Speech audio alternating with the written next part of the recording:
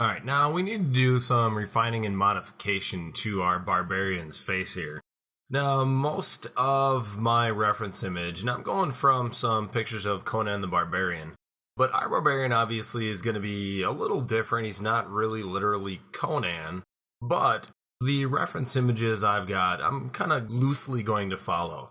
So I want to square up the jaw a bit more and make his cheekbones a bit more pronounced, widen out his nose a little bit, and make him feel, I guess, just a bit meaner.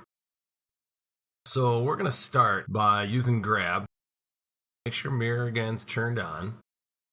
And we're going to start pulling that jaw out a little bit more. I want a bigger brush, so we can pull that jaw out some more. Let's get even bigger. So I'm really just looking to kind of make him a little more manly. So he was a little kind of weak looking. So just by moving stuff out a little bit, he gets a little stronger. Now, just that, and he already looks a bit meaner and tougher. So we're going to go back, zoom in a bit. So now as we kind of increase some of the structure around the mouth, it'll help to make him a little bit older, with no wrinkling in the face. He looks too young. I want to flatten his lip out a bit. So I'm just decreasing the size and the strength of that brush, because there's a bit too much of a crease along our center line here. So as we smooth and flatten some of these areas, we'll kind of regain the control over those spots that we want.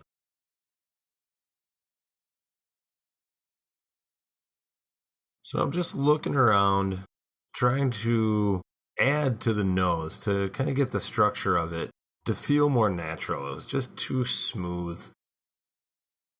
And so by bulking up certain areas, like around the nostril and around the tip of the nose, we really get a lot more sense of ethnicity as well as the feeling of a structure.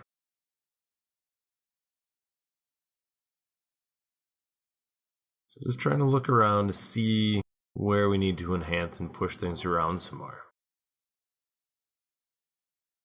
Always smoothing things back in.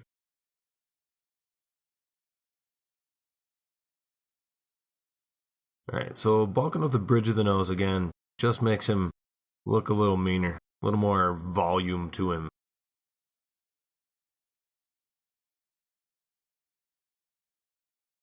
Corners of the nostrils need to be brought out a bit more, a little more defined on the back edge there, so we can just grab and pull that up a little.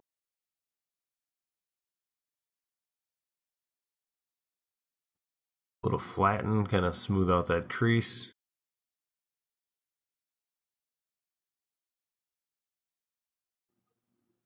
It's actually looking better. Now, don't notice that center line nearly as much. A little more volume to the Adam's apple. And again, always after you sculpt a little bit, go back and smooth things out and adjust those transitions back into the mesh.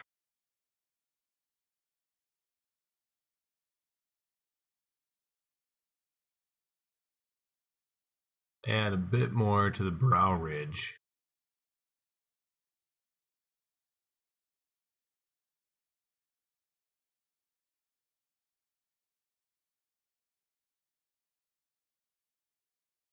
It's not too bad for now.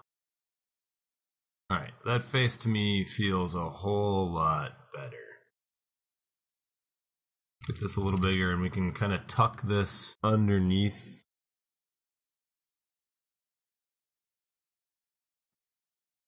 So carving up in the throat and the jaw helps define the jawline. It just makes them look a little bit more realistic.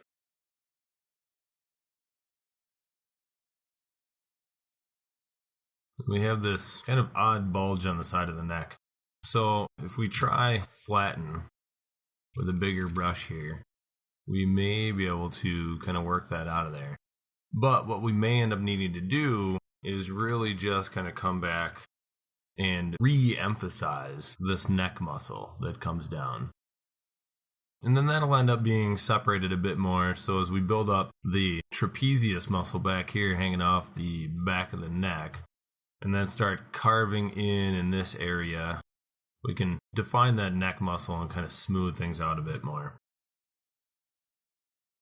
So now, like I said, I'm just building up the trapezius muscle back here a little bit.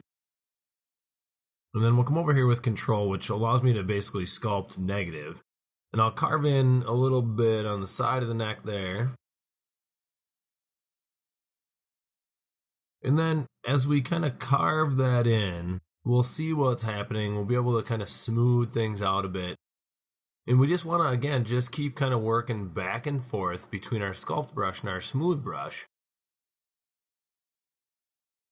Alright, that looks a whole lot better.